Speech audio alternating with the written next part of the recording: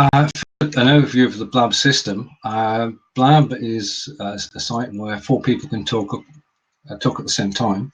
We're going to start off with myself and Jacqui talking, and then we're going to open the seats up after about half an hour.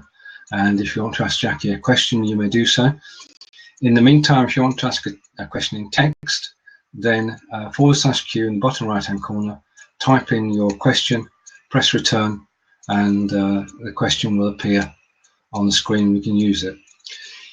If you want to invite people to join us, then please just press tell a little bird. That sends out a tweet, and during the live performance it also creates a GIF to accompany the tweet. The one that I saw this morning from John and my sessions was interesting, to say the least. Some of them are good, some are bad, and some are amusing. This was amusing because both John and I have a good sense of humour. Next, underneath that, you can see tell your friends. If you want to post on Facebook, then it will post to the link to this chat. And Jacqui's sent me a message. Just a moment.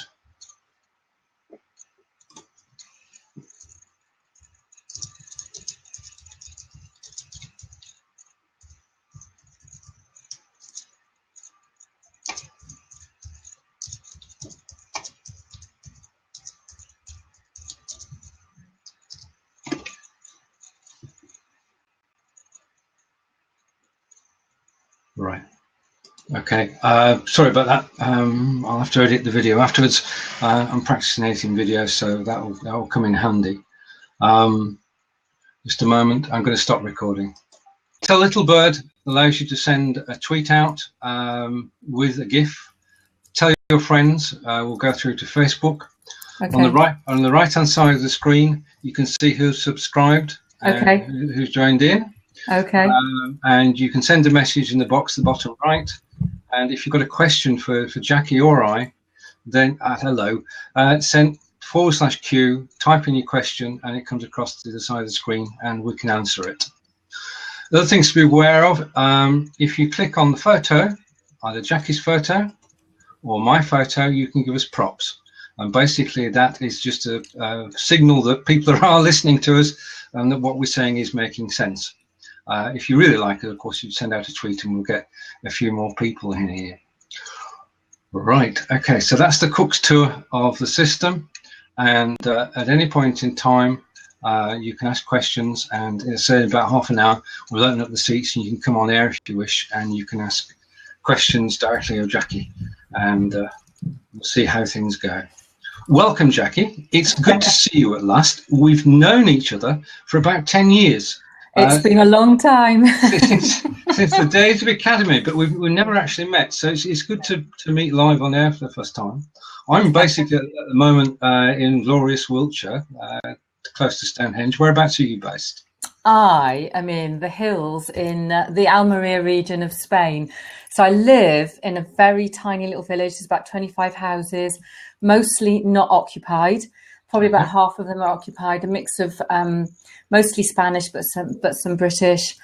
And it's absolutely beautiful. I've got 3 dogs, so it's just a tiny little walker down the thing, and they're in the hills, and beautiful. So it sounds idyllic. A wonderful place to work from.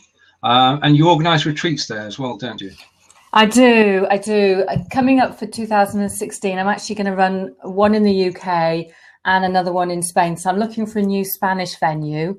And I'm hoping someone in our network is going to help me out to find a new venue for that. And I actually had a client come and stay with me last week who runs a retreat centre in Yorkshire. So I'm going to book that up. So I'm going to do two for 2016. Very good. Okay, right. Now, I am here and I've got an admission to make. I downloaded the preview of your book and then I bought it. So you've made one sale off this already. And possibly some more. I'm going to quickly post a link so that people know where our script is coming from. So this is a link to Jacqui's book on Amazon. If you're in America, just substitute the co.uk with com, and then you'll find it. And you'll also find a host of reviews, all glowing. about your book, and your mission really is to teach people how to create their own books, isn't it? So my first question is, which I have a question, I'm going to get it. Why write a book? Why? I think there's lots and lots of reasons. I mean, for a lot of business people, it's about credibility. So when I look at the range of people that have worked with me, it's about taking them as in terms of their personal growth and their business to the next step. So if you think of a business card, is like that. I haven't got any books with me as I'm sitting. I haven't been in my office for 2 weeks. I haven't been very well. But the book is going to give you instant credibility because you're seen as an expert in your field. So for me, a book does a number of things. So it's a personal growth tool because as you write, you are going to change. Your life is going to change because, you know, you're learning new things. You're going to go through a process. You're going to think that you know what your book is about before you start. And actually, it rarely is. And then when you've published it, there's that amazing sense of an achievement. And then you're getting out and you're using it to build a coaching practice, using it for workshops, speaking engagements, running retreats. And the other thing that I think people should do once they've written a book is turn it into an online course. So then what they've got is revenue kind of pretty much while you sleep. But it's a personal journey, it's credibility, it's reputation, personal brand. Right.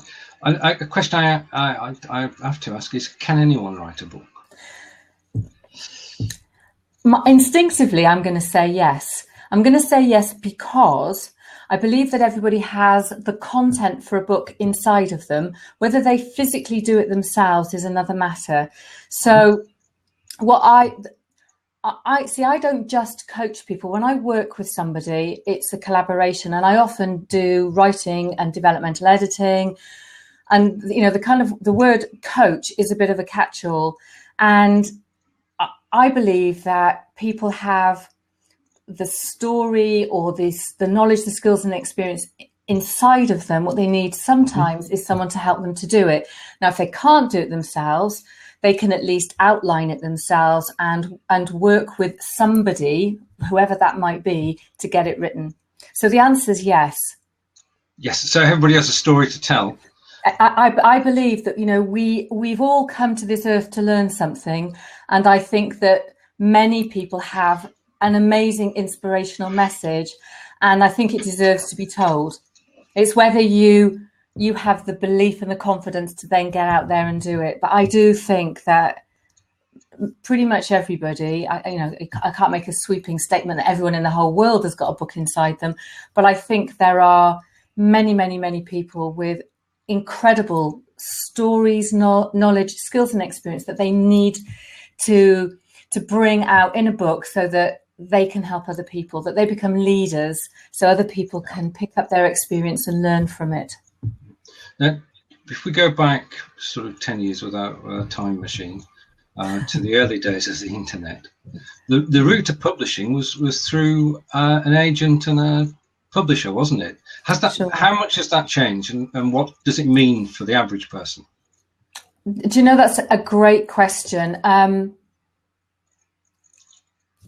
I have a mix of clients who, some of them want to go down the traditional publishing route. And I have a client that I'm working with at the moment, and that was her dream to do it. And she's done it. She's achieved it. You know, she worked very hard to get a publisher. This is down to me and my control freakism. Okay. I think that people should self-publish because you have all the control in your hands. So you have the ability to write your book, publish your book, and market your book yourself. Because if you go to a traditional agent or publisher, first of all, they're going to take some of your profits from you. They're going to dictate pretty much most of your book. Oh. Title. Okay. Yeah, title. They'll have some input into your content, but you've still got to build your own marketing platform. They're not going to do it for you. So I think it really depends on why you want to do it, whether you want to go down that route. So if what you want and the kind of market you're in, having a traditional publisher gives you that credibility, then go for it. Know that they kind of own your ass and they own your book, and they have, it depends on the contract. And they also have the opportunity to take your next titles from you as well. You know, work with you on it sounds like they're control freaks. I don't mean that, but they have the opportunity to take your next titles.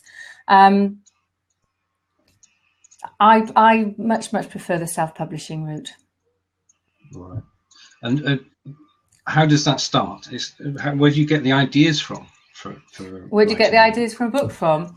Yeah. Do you know, that's a great, that is a really good question, because lots of people say, someone's told me that I should write a book because, or someone says things like, I've got a million ideas and I don't know which one.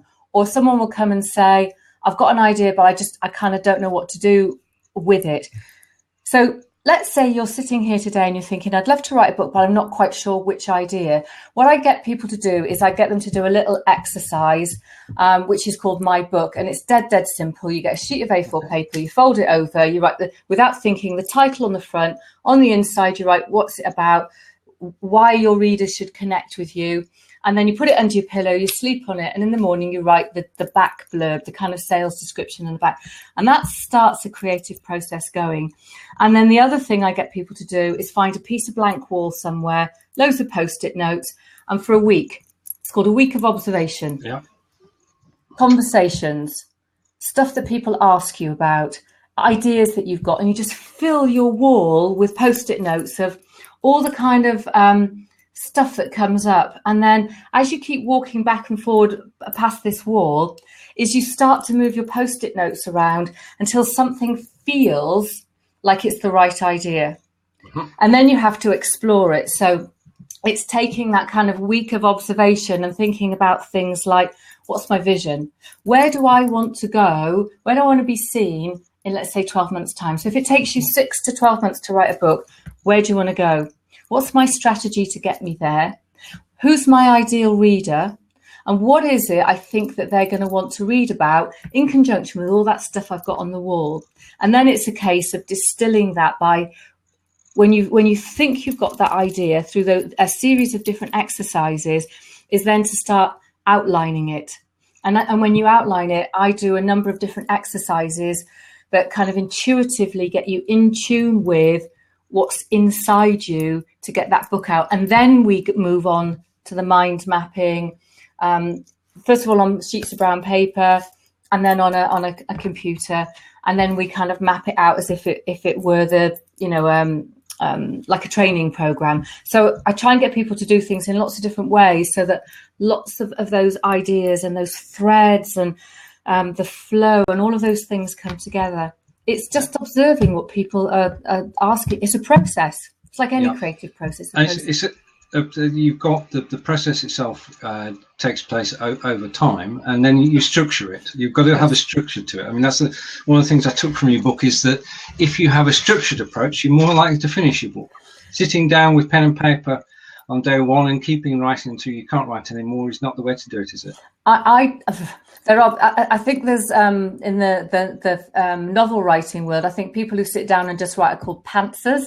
Right. And I've been trying to do that with a novel, and it's like, ugh, I need to go back and plan it all. I think my belief is if you go through different sets of processes using different parts of your brain, and you chunk things down, you have a better opportunity to get something written. So if you've gone through a brainstorming process, you've got all your ideas, or you've got the idea, you know who your ideal reader is, you've done your competitor research, you've done all of those things. If you then do an outline, you've got chapter by chapter by chapter, and you can see how it flows. You've got your first bit of your chunking, so you have structure. Then if you take each of those chapters and do the same thing, you kind of chunk it down. And I get people to do a what, a why, a how, and a kind of a what if, a call to action, a thinking points, whatever it might be, and think about what questions each chapter answers. You have a structure. And then all you've got to do, instead of going, I've got 50,000 words to write, all you got is these little bits like that. And then you can then build the chapter framework once you've tested your structure. Yeah. So you're actually tackling it. It's not like eating an elephant in reverse. That you actually build chunks, and the chunks become pages. The pages become chapters. The chapters become the book. I like that. Yeah. You mentioned twice your ideal reader. How do you know who you're writing for and who's your ideal reader? Do you know, that's dead funny. That is dead funny, because every book I've written, I am my ideal reader. Okay. So when I run retreats, I run workshops, and I get people to do it, what often happens is there will be somebody in the room who is somebody else's ideal reader. So we go through a process of creating an archetype. We think about the kinds of things that people come and ask us about. So remember, we talked about the week of observation. Yeah. If you observe what people are asking you about, and the sorts of problems that they have, and the solutions that you have, you can start to pinpoint who that person is. However, I always draw a picture of a woman, and I still get male clients. So I've always got this picture of this woman who's spiritual, who's, kind of around about my age and all that kind of stuff. So I have this idea in my head about who they are. I think, actually, when I look at it, they are like me, they are me, but they could be either sex. Yeah. So it really, really depends on you, your business, like you say, the problems and solutions, but it's not what you think. It's not what you think is your ideal reader, because that'll come and bite you on the bum. It's actually really, really noticing who in your kind of circle is gravitating towards you. I'm always surprised at who comes to work with me, because I have this firm picture. But like I said, every book I've written, I know I've written for me. Right. Okay. When you're actually writing the book, okay, I'm going to be on average here rather than specific. How long does it take to write a book? And that's how long is a piece of string, but if you go with it. Okay. So when you've outlined your book, you do something called a knowledge audit. So what that basically means is you go and look for the stuff that you already have. So that's called explicit. And I used to teach knowledge management, and one of the guy that taught me said anything that's explicit, it's anything you can lick. So anything you have is explicit. You can lick it. It exists. Yeah. Everything else is in your head. So when you've structured your outline and your chapters, what you then do is do a knowledge audit. Then when you know where you've got to fill the gaps, you know how much you've got to write. You could do a test, right? So you could work out how long it's going to take you to, let's say, write 1,000 words. Okay. Then you have to sit down and go, what am I going to take out of my life? Like stop watching crap telly, get up an hour earlier, however you do it. You have to then make that time. So let's go back to our vision. We have a vision, 12 months time. This is what we want to be known for. Then we have a strategy. And we should have set, like any project, we should have set a date that we're going to finish this book by. So how long does it take? It's entirely up to you and how much time you're going to put into it. However, you could write it in 30 days and then take another 30 days to edit it. It depends on how many words it is. Most people, in my experience, anything between 6 and 12 months. Right. Okay. So the typical project will be between 6 and 12 months long. Absolutely. From the date of the idea. Now, along the road of writing the book, are there people who can help you? There's lots of people that can help you. There's people like me. Yeah. If you're somebody who is very capable of, structuring your outline, working out a chapter framework, capable of writing, you must, without a shadow of a doubt, have a proofreader. Okay. Yeah. So I wouldn't publish a book without having my lovely proofreader Pat give me a hard time over what I've written. I just wouldn't do it. I've done it in the past, and I've had my knuckles wrapped. I can tell you that for nothing as well. But you must have a proofreader. You could have an editor. There's different kinds of editors. I do something called developmental editing. So when we start working around that chapter framework, I will help develop that. You could have a ghostwriter. So if you don't want to write it yourself, you could have a ghostwriter. If you're not very technical with things like Microsoft Word, you might have someone who formats your book. You definitely need a professional cover designer. You might want to have somebody who formats it for Kindle and for print. You might have somebody who uploads it onto Amazon's CreateSpace. It depends on your capabilities. Mm-hmm. There are friends could read your book, but they'll probably be very kind. Having things like beta readers who you've given a set of strict instructions to and a deadline that you want the information to come back to, that's certainly very helpful. So there's a whole range of people that you could work with, or just do it all by yourself, except you need that proofreader. Yes, and if you're like me, you need that graphic artist too. Because the other thing is that you've got a book, and the situation is you've got to get people to see it. Yes. Isn't it? It's one thing writing the book, it's another thing actually getting it marketed. So it's like any project. You see, once you start with the book, it becomes all consuming, and you forget that marketing should really start a long time before you actually publish the book. So again, it comes back to your vision and your strategy. And going back to your last question, you probably would be well placed to have somebody help you with your marketing. But you can do simple things like, I go to Fiverr. I have a wonderful illustrator on Fiverr. I came across her completely by fluke. So she does my illustrations, and someone else on Fiverr does my cover designs. Mm-hmm. So regardless of whether I use that cover design kind of when I actually publish the book, what I'll do early on, and what anyone can do, is they can go and get a cover design done, get several done. So the first part of marketing is saying to people, what do you think of the cover design? Or I'm writing this book and I've got these 3 titles. Which one do you want to? Which one? And then every once in a while, just drip feeding something that you're doing, something that's going on, a Facebook page, and build it up in that way. Talk to your email list. So there's lots and lots of things. So you can do your author profile on CreateSpace. And you can get people to interview you. So there's lots and lots and lots of things that you can do while you're writing the book. But what tends to happen is the book becomes all-consuming. So what tends to happen is you write it, then you launch it. And then what I've noticed for a lot of self-published people is that the marketing drops off. Yeah. And it's like any marketing, you have to do it consistently. I mean, I've been guilty of that. So I'll do a run of a month of promoting the book, and then I'll step back to see what happens.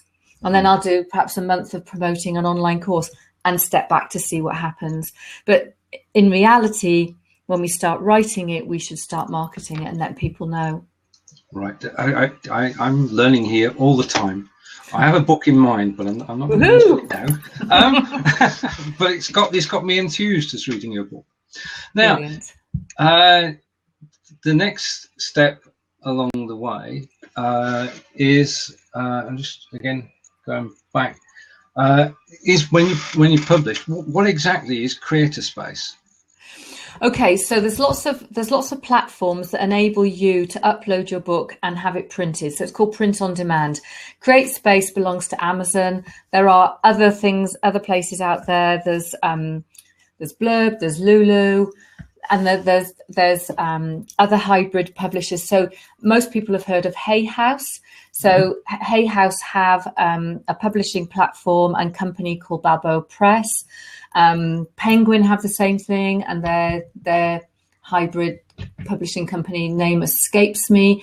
So places like Amazon, Kobo, Barnes and Noble enable you to upload your book, and when someone buys it, it gets printed and published.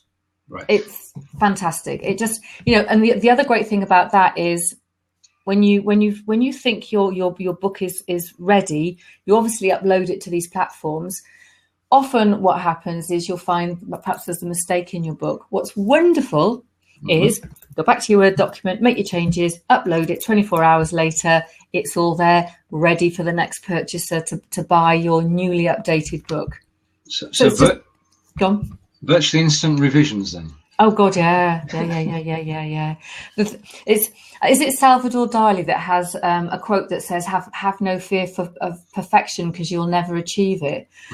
You know, you can think, you know, your book is done, it's been through the proofreader, your beta readers have read it, and I guarantee you'll pick it up and you'll go, "There's a mistake." I did it the other day. I did a test video, and I put a text-to-speech reader on the book to demonstrate how you can listen to your book being read out as one way of proofing it. Okay. And it came up with an error, and I'm like, no. So, okay. Can't do that to me. But I mean, it's take the pain now, and it makes life a lot easier going forward, doesn't it? Sure. Yeah. So you've got proofreader, but you've got proofreading. You mentioned proofreading, reading by friends to make sure the content is right. And then you've got the final thing that if you do publish it, you can always, if you publish it, always change it. Always change it, which is Yes. is very good. Now, you mentioned very early on online courses, and I presume that you were talking of something like Udemy. You're repurposing. Yeah. So Udemy is a very, very well-known platform.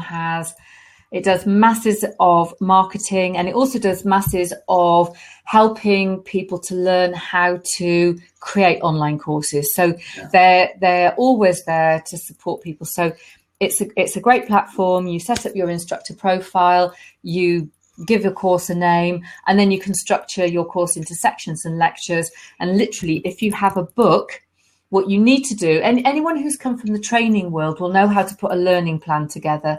Anyone who hasn't done that, basically what you're doing is you're taking your book and you're deconstructing it into lectures. So it's very different from outlining and planning it and writing it. You're now trying to work out how you're going to take that content and deliver it in lots of different ways. So you might have face-to-face video like we're doing now. You might talk over PowerPoint. You might do a podcast. You might have a workbook. So there's all different kinds of ways that you can engage with your students that's very different from having your book. So you have to take your book, deconstruct it, create your content, so learning plan, decide how you're going to deliver that content, and then you upload it to your platform. So you can put it on Udemy, but there are lots of other places that you can do it. I mean, I've looked at something called Value Add-on that gives you a membership system and a course platform.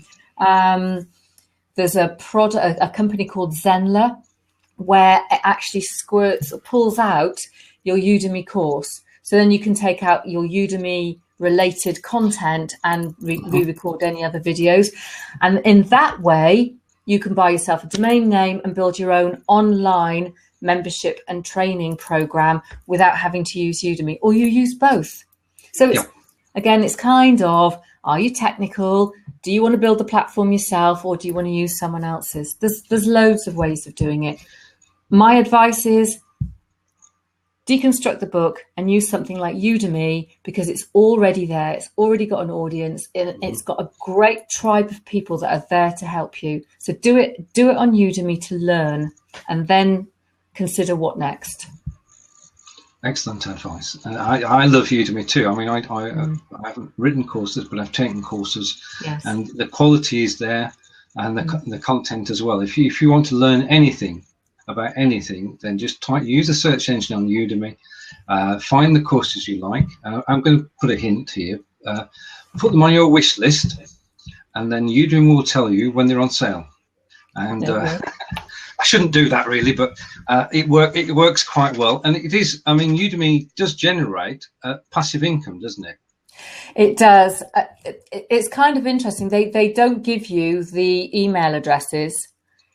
So So that's, for me, that's one of the negative things, is because I would like to market to my students outside of the Udemy platform, and I can't. However, what they do is you can do promotional announcements, and you can do education announcements.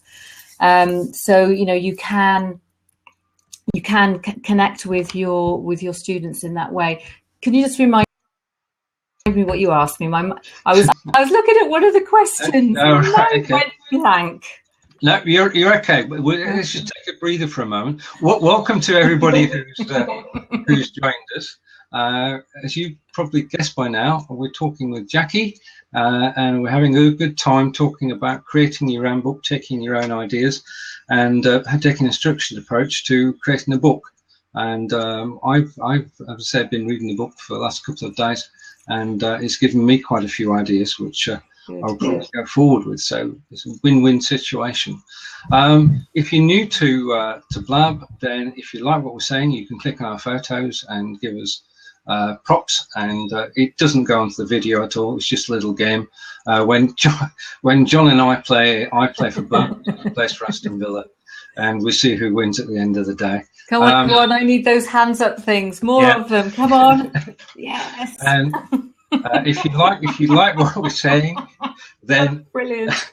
You can tell a little bird, which sends it out on Twitter, or you can tell your friends. If you have a question in text, then on the right hand side, if you type /Q and then the text of the question, that's it. We will then get the question on the right hand side, and we can process it.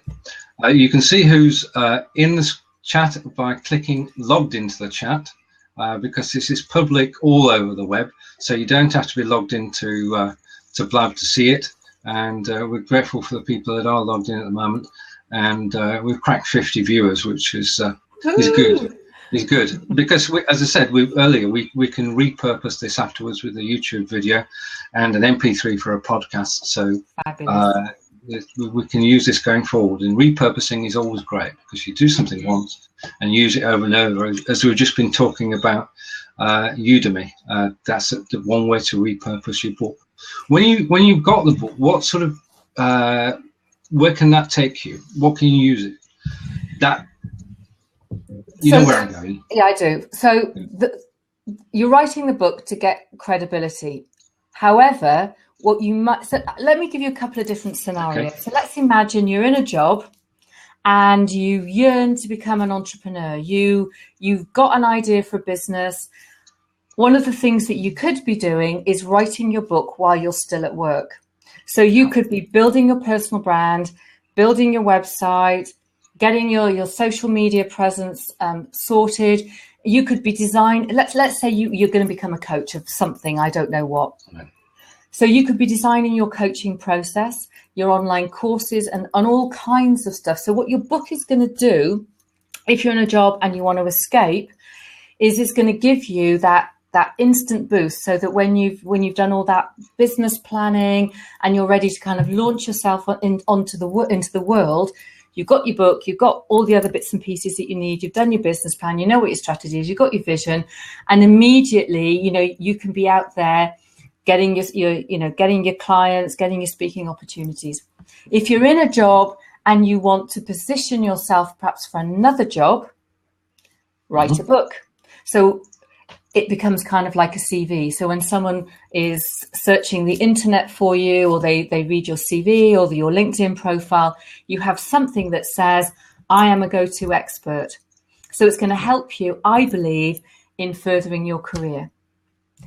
If you are somebody who wants to take what you do and perhaps get more speaking engagements, having a book will help you. So I can't remember how many years ago it was, I did something for a company called Richmond Events, and we went on a big cruise ship, and pretty much every speaker that did the keynote speaks over that talks over that weekend had a book.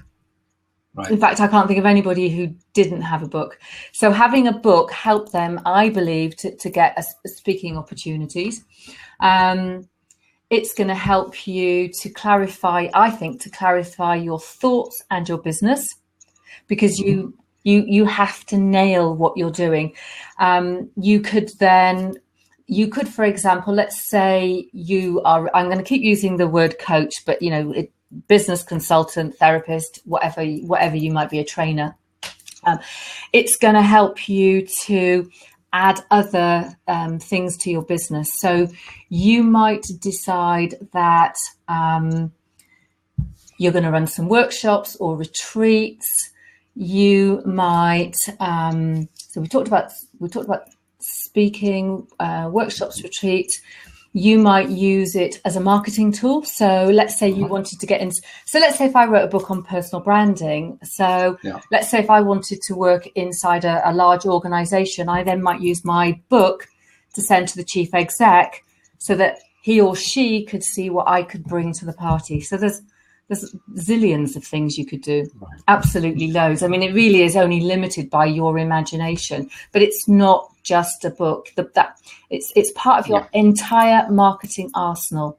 So when you write the book, it's not, oh, I've written a book, here I am as an expert. It's like, here is my end-to-end marketing plan, and this is where this fits in.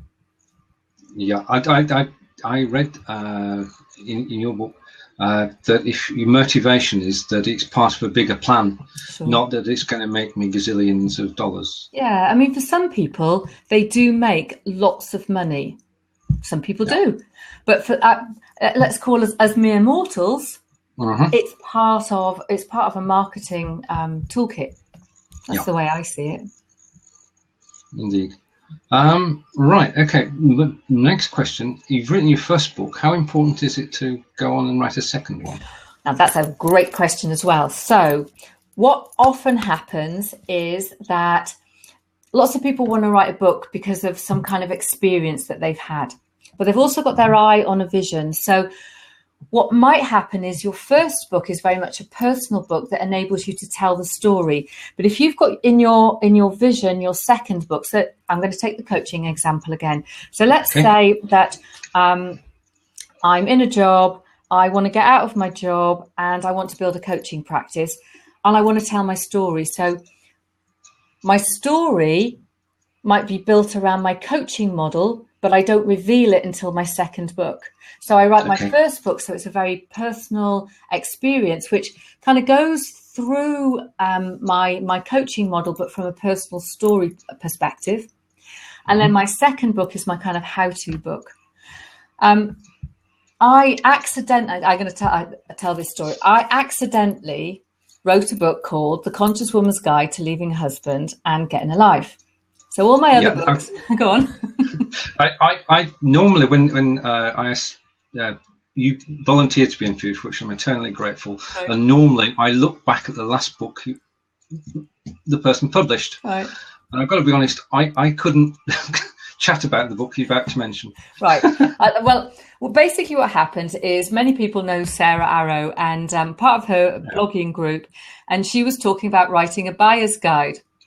So in a moment of madness, I said, I'm going to write the conscious woman's, the buyer's guide to leaving your husband and getting a life. And I did 10,000, it's a planning tool. So I did 10,000 words and I looked up from my computer, furiously typing away. And I thought, I've got 10,000 words. If I add another 10,000, I'll have a book. And then I thought, okay. So then I had this idea that sometime in 2000, I do actually have a plan, but later in 2016, what I'd like to do is to all of the skills and knowledge and experience that I have that's not around writing, that's around, I've taught assertiveness and confidence. I'm a Reiki healer. I've done, crystal therapist. There's all kinds of other things outside of business that I do. And I kind of looked and thought, I'd love to impart all of the things, the marketing, the spiritual stuff, the whatever, in some kind of an online membership and course system, but into the future. So here I am with this, Sarah saying, write the buyer's guide. I foolishly do that. I come out with this book, which actually is based on something that happened to me that's very personal. So you're talking about, books in a series, and all of a sudden I thought, I know, the next book will be called The Conscious Woman's Guide to Balance and Inner Peace, because I was thinking of my journey, the stuff that has gone on in this last 18 months, and I thought, what's next? Well, I know what's next. It's finding her voice. No, it's courage and confidence. Then it's finding her voice and inspirational message. And I thought, and then she's got to write a book. And I thought, no. And I want to impart my personal branding. So the book that comes after that is Rocking Your Personal Brand. I'm like, but I have all the content. So it's if you think I've been teaching stuff and delivering things for years and years and years, like lots of people have, knowledge audit. What have you got? Yeah. Why reinvent the wheel? Why not go back and look at all your training courses that you've ever delivered, or all of the white papers you've ever written? I've got all of this stuff all mapped out. I've got most of all of those books done. I'm a bit of a butterfly. I tend to start things and not finish and go on to the next one. But I needed to kind of get the basis of them done. So the answer is, it's very important to think about when you're writing your first book, what your second or third or fourth book might be, because then you can have a series of books, a series of online courses, you can build a membership system around it, and away to go. You know, I have a wonderful, wonderful client who came on a weekend workshop, and she has been writing her first book for a while, taking her time and doing it in the way that she wanted. She came on retreat this year with an idea of a book to write, and she switched the idea. The book that she planned on this retreat is going to be her first book. So the book that she's been writing, she can release in quick succession because she's almost finished. She's at proofreader stage. But all of a sudden she went, this is going to be my first book. So I know she's got more books in her. So sorry, that was a very long answer to your question. No, it's a wonderful answer. I mean, you're not talking the talk, you're walking the walk as well. You're actually doing everything that you've refined over the years. It's a system that works for everybody, I think. And the systematic approach I love, because I'm a programmer, and everything has to be logical. And if you break it down to chunks, then you get it done. If you try to do it all at once, then the program never gets written. So you break it down, and that's the way. Right. Okay. Now we have some wonderful people who've been listening and watching us. The seat is now open. If anybody would like to join us and ask questions of Jacqui, then you're more than welcome to do so. If you have a text question, you can just type it in. We're not forcing people on air, but you can join us if you wish. The thing is that this technology is new, Blab is new, and the ability that people have to join in with just pressing the call in button, it looks too simple.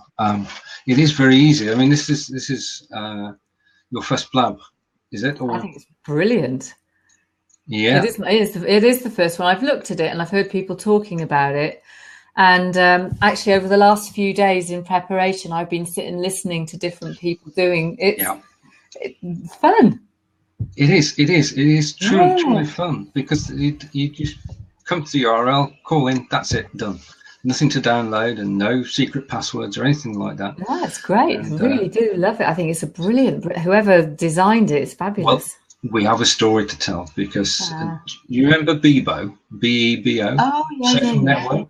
Yeah, sold to AOL for 850 million. Oof. Ooh. And then 3 years later, because we know what social networking is like, it was bought back for £1 million by its owner, who's British.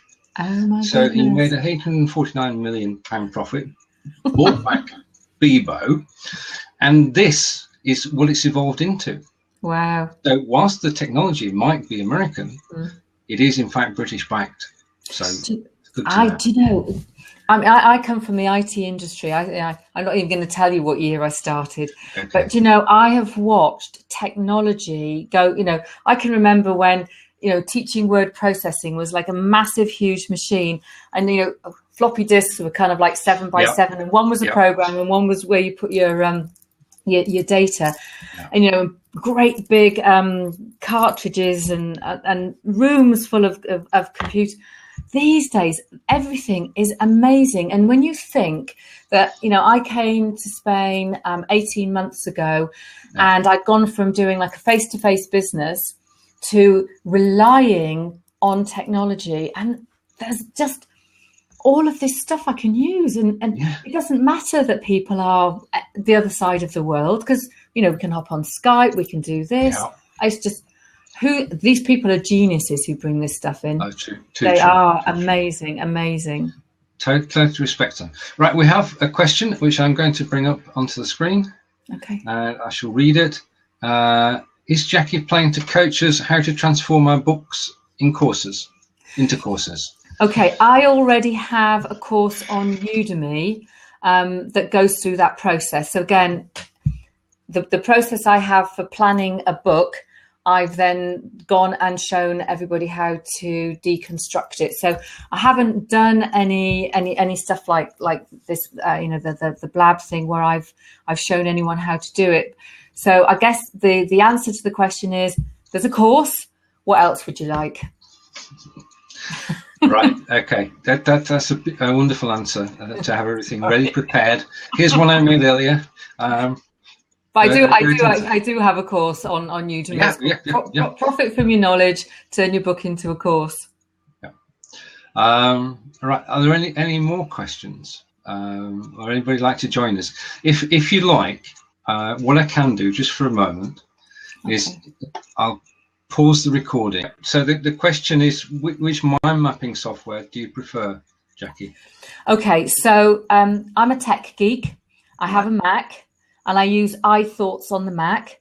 And I also have this beautiful gaming machine here, which is a Windows-based machine, and I use Buzan I Mind Map. So you know Tony Buzan. Forgotten the books that he's written now, just going straight out of my head. But if you look up iMindMap, it's a great tool.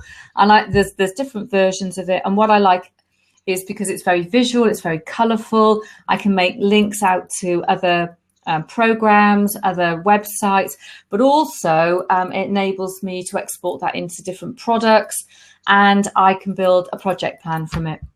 I'm a techie geek. You can get free stuff off the internet, but my favorite is iMindMap and iThoughts. And I suppose that's a sort of central one that I've been using over the years is FreeMind, because it's open source. Yes. And what I think I thought maybe on an iPad somewhere, but I've noticed that there's a lot of the stuff leverages in and out of FreeMind as a sort of common export-import facility.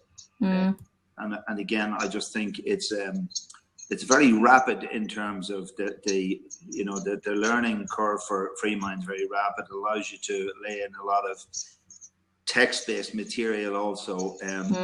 Not as stylish and colorful as a lot of other stuff, but I mean, I attended one of Buzan's talks in Belfast once, and I went up to speak to him afterwards, a fascinating operator, but I said to him, I'm wondering, Tony, if I have a very restricted mind capacity here, because I tend to write everything in pencil. I think it's from my experience of working in the railway, where everything was changing every day. So but I said, I don't have the color that you have in your material. And it was really interesting what he said to me, but you're not seeing my first mind map. He said, you're seeing my multi-processed map. And he said, in fact, my father was a civil engineer, he says, and I also write things in pencil. Because I do know from Buzan's own research into mind mapping that this is quite interesting, that physically when I map out onto an A3 size paper with a pencil, it locks in a visual mind memory exactly what you've done. I mean, I could replicate mind maps I drew 20 years ago. And there's something that's lost once I move to the keyboard.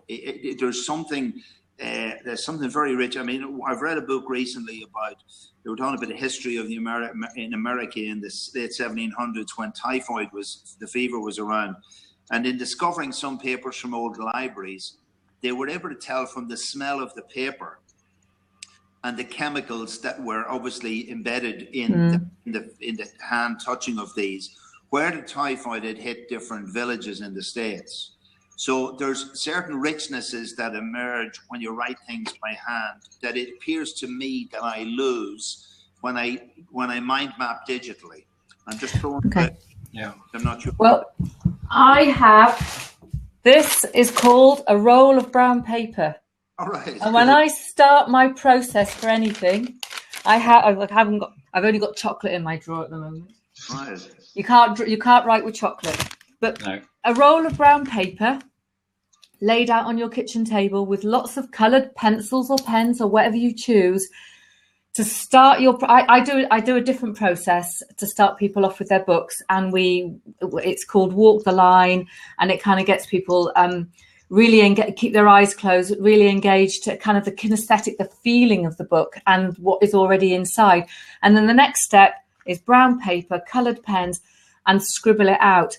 I think there is a deep connection to your inner resources that come from using a pen or a pencil on a piece of paper. I journal loads. If I've got something that I need to explore, brown paper or my journal, pen, whatever comes to hand. I have zillions of pens, and it's kind of whatever the feel of that pen is for that particular project. It's only after I've done it on the brown paper will I transfer it to a computer-based system. Because once it's on my piece of paper, invariably, because of the nature of who I am, I want to move things around. But I have to start with paper. I have a big artist pad, and anything I want to do is scribbled first, always. And it's a great way of really getting deep inside of you and getting stuff out. So always do your paper and pencil first. I totally agree with you, and that's why I'm glad also that you record that, Stephen. Just to record from our earlier conversation today, Stephen, that I've been having problems, Jacqui, with process with the processor on my computer being really sewed up with all the activities on Blab, and whereas I'm now taking this on an iPad, and because of one of the other guys this morning saying of the iOS app update, I've been able to flick off and look at the link you gave a link there earlier, and I've been able to do that while maintaining my contact in the Blab. So that's been, I'm just saying, Stephen, that's been a huge advantage. I've had no problem since I started this Blab. I mean, in parallel, I'm running this on a laptop, and I'm up at the moment at, maybe 60, 98, down to 72. It's really full up there. I'm going to have to look at that problem separately. Just that's the technical feedback, I suppose. Anyway, very much, Jacqui. I appreciate that. Wonderful. And again, Stephen, I've really enjoyed the listening. I think you talked earlier about, there was discussion about whether people would watch a recording of this and how much post-production would be necessary. But my feedback is that in the dialogue you were having with Jacqui, the guided dialogue was such that I think a listener who decided they were interested in the idea of writing books or moving their work forward would have been quite willing and quite interested in maintaining contact with it. So just to say that. Thank you for that. Sorry. I was just going to say, it's interesting. I've been sitting the last couple of days, haven't been very well, and I have been sitting watching loads and loads of different videos and interviews and all sorts. And I take your point. I've sat there and watched them end to end and really appreciated actually having the time to sit and consume stuff that I've been interested in for a long time, but felt I didn't have the time. So I've made a mental note to myself to make time to watch what other people have recorded in its entirety for the future. I think that Blab keeps statistics, and apparently the average Blab user spends 52 minutes on here at the moment. Oh, okay. Which is an hour of the day watching Blab is quite something, considering that it's only been going 3 months. Liam, thank you for joining us. Thank you for the questions. Pleasure to meet you. I look forward to seeing you next Thursday. Of course. 10 o'clock, Blabbing for Britain. All right. Woohoo! Yeah, that's a pretty good session, which John Upton and I enjoy, and we get several people. Time's flown. We've been here an hour. We've been talking for an hour. That means it's wine o'clock. That means two things. One, we've both enjoyed it, and we really appreciate people who've been watching us. Thank you to each and every one of you, and we must do this again sometime with a slightly different topic. Thank you so much. Perhaps we talk about the conscious woman. Maybe not. We could do, but my questions would not make any sense, I assure you. No, and I don't think I want to. All right. Thank you, everybody who's watched. I'm going to pause the recording now, and we're going to go